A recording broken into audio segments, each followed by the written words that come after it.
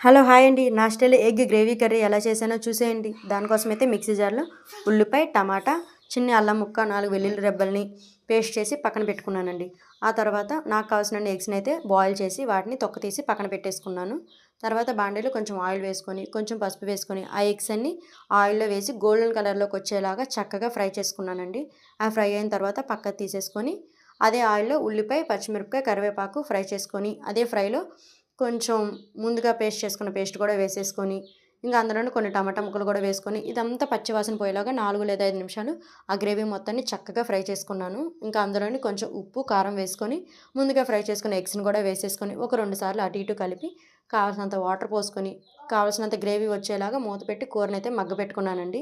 కూర అంతా మగ్గిన తర్వాత చివరగా కొత్తిమీరతో గార్నిష్ చేసేసుకున్నాను.